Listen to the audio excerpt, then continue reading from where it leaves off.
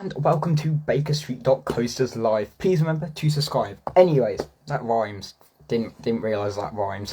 Anyways, right, today, I went to Bear Grylls Adventure at the NEC. Now, on arrival, I literally got there, walked up to the car park, went to the car park. Now, if you do have a Merlin annual pass, you do have to pay for parking, but there's an amazing thing within the Bear Grylls Adventure where you go in and they ask you for your wristband or they ask you for your time slot.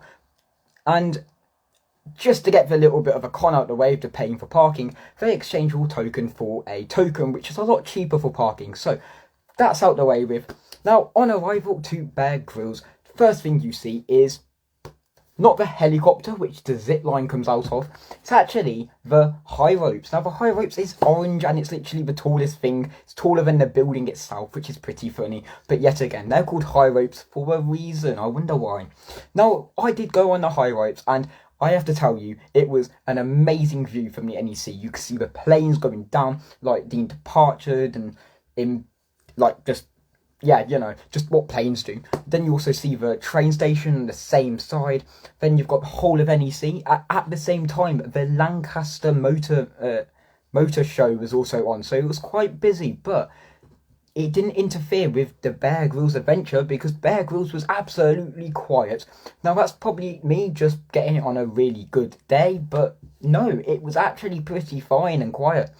So anyway, so on arrival, you'll see the high ropes.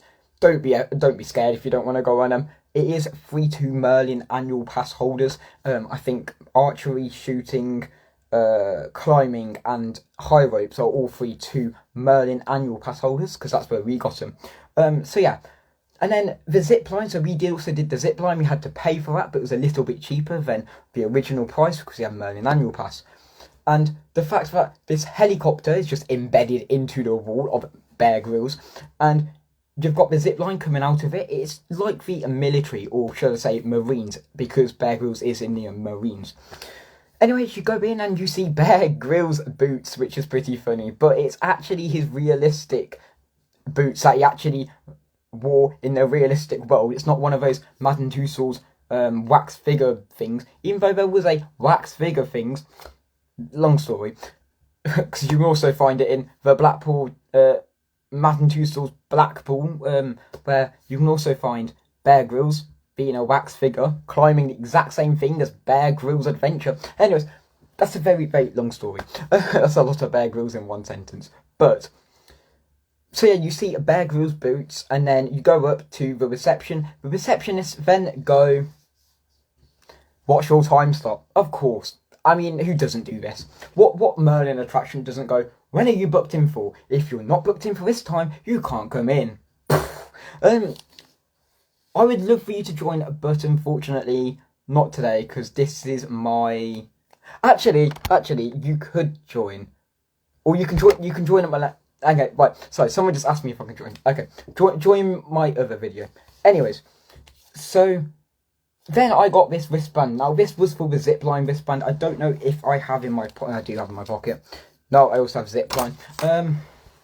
No, I don't have any more zipline. I don't have any more wristbands. But our earliest one was at 10:30. Now, when we got in, it was like the woman was at the reception. She went, "It's time for you to go in." Okay, so we got in. She stopped the person because our group was just about to leave because we got in there a little bit late. She stopped the person, and then the next thing you know is we got in, had the safety instructions, and it was like away we go. And those safety instructions were so brief. It was amazing to witness a health and safety thing not go on for like boring 15 million hours. You can literally just listen to it and go. Now, when you went, you have to keep to the left side, the high ropes. So we went up to the top, and I literally just zipped it all the way up to the top, because why not? And it was just an amazing view, like I said. And the high ropes really did pack a punch to the whole experience. You get an hour on the high ropes, and it's the tallest thing. It's taller than the NEC itself, even the Bear Grylls building, which is pretty amazing. So then after your hour, you come down, and then you can experience the thing. So we've got a cafe there. Now, there was one con, or not a con, but it was a kind of disadvantage to the whole experience. So I wanted to buy a Bear Grylls jumper. Now, I also wanted it in orange, which they had, but only an extra large or like really, really small medium. And if they didn't have it, I asked the guy if he wanted to. He's trying to get rid of Halloween sweets. So if you are going tomorrow, that guy's trying to get rid of, his name's Alex. He's trying to get rid of Halloween sweets because it seemed like they stocked up on too much Haribo. So I just got given a load of sweets every time I went to the counter, and I was like, okay, fine. But yeah, that's a con. No, that's a pro. But anyways, so we had Alex, and Alex went to go, he checked everywhere for the orange jumper, couldn't find one. Now, if you are going to sell something, firstly, sell it properly, because when you looked on the label of the jumpers, it had no price. Instead, the price was at the very top where absolutely no one can see it. Now, there were many, many different items in the shop which did not appear to have a price to it, and when you saw the price, it was either on a digital screen where you have to literally just wait there and wait for it to show up the price, or they just didn't have a single price, and the prices were probably too high, or they were literally up here and on down here. This isn't a very good thing anyways. So yeah, the shop was a bit misleading in what they do, and I thought Merlin might have learned from like previous years and previous shops, but apparently not, because if you went to another Birmingham attraction such as CeeLo Centre or Legoland, you'll find that they both have prices on everything. So I don't get what's happened with Bear Grylls there, but the whole experience is absolutely themed. I'm not joking. It's so upkept, and if you have a wristband and you've paid or you've gone in for one of the things, you can then go on the assault course, which is like, you can go in it so many times, as much as you want. It's all free as long as you paid for one of the attractions. So after we got our food, now the food was from the NEC, of course, because you also look at Cadbury World, and Cadbury World also had NEC food, so it kind of made logical sense. They did take a very long time though. I mean, cheesy chips took at least half an hour just to do, and we had like 10 minutes to eat our food before we got zipline. But we did that, and then we did archery. So archery was amazing. Yet again, I learned more stuff, and most of my family learned more stuff in archery than you do in any other archery experience that you don't have to pay for. So it's quite good. And the guys were pretty friendly as well. Because I'm left-handed, the guy told me to open my other eye because I was looking through this eye when I'm holding the bow here. So when I'm holding the bow here, I'm actually looking this side of the target, whereas I've got to look inside. It's a very complicated thing, and I clearly did not understand it until the guy told me to open up my other eye to actually see what I'm doing. Because at that point, I was practically going to shoot someone in the face if I weren't careful. And it also seemed like every time I aimed down at like the number 3, which was literally on, like, it's at the bottom of the target, every time I aimed there, always the target went up. It was really funny. But anyways, so that was one thing in the archery and high ropes. The staff were friendly, they were amazing, and they were like, oh, if they said, if you did enjoy our experience today, go and give us something on something, God knows. And then they went, if you didn't, they changed their names deliberately, so you don't remember. But anyways, it was just amazing. Now, there was a thing when you come out the archery, it kind of struck me a bit of a smiler room, because it was like yellow and black, and I was like, no way, no way Merlin's done this.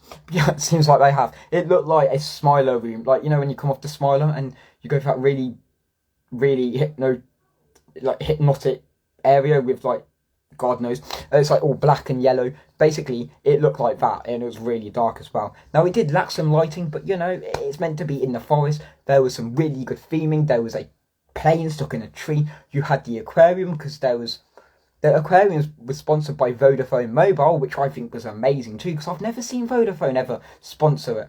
And then you also looked in, you got the aquarium, you got people walking in that aquarium with sharks in it, and I'm like, wow. So then we booked our thing for 1:45 zip line, and the person even put zip and just put a line, which is pretty funny. And I just loved how they were so not busy, and the whole thing was just one straight through. Now, the zip line was a bit short, but I mean, it couldn't go any higher. I think we've got a height restriction, or if they didn't, no, they don't have a height restriction. They can't have a height restriction. Look at the high ropes. Why would it not be called the high ropes if it's not high? So the fact that the zip line was not high enough, I'd say it could be a little bit higher, because when you look at stuff in like Wales, their zip lines are amazingly huge, and if you look at the ones that Bear Grylls have even done himself, it's like, yeah, it doesn't compare to what we did, but it kind of gives that feel of how the Marines come out. Or was it the Marines or the RAF people? I don't know who they are. What the hell's that on my back? No, RAF people do just fall out of planes, you know. Anyways, but yeah, it was an amazing experience. It was so themed. Staff were friendly. Food will need to be a little bit quicker. Has some really good music as well. I mean, come on, I could not go out of there not rating that music. And we came in with the music quieter than we did coming out. It was pretty funny, but the whole thing was themed. You get that free assault course. There were so many things. The only annoying thing is everywhere around the area of zipline, iFly, and the diving area. So the diving area and iFly were very well themed. Then you had like little siren lights, little round lights that go round, which are red. And then the only thing is, you didn't have a sign for saying zipline. Now, I don't know if that was new. I don't know if that was purposely done like that. But it was very misleading in which one we go in, because we got iFly, but then zipline didn't have a entrance. And there were 2 entrances, which I don't know where the other one led. So the fact that we just thought, go in there, okay, fine. And even the rooms were very, very well themed. So when you got into the zipline place, you were then themed to, but when you got in and put your harness on, you were themed to a plane-like areas, because you was like in a plane. And then you went out and you actually were at the back of the plane, just zip-lining down. But it was so well themed. It was so organised. I can't fault it for the world. I did fault it, but Merlin's done a very, very good job of it. So I want to know what you guys think of Bear Grylls Adventure. Is there anything you disagree with what I said? Please remember to subscribe to Bakerstreet.coasters and smile always. Bye, guys.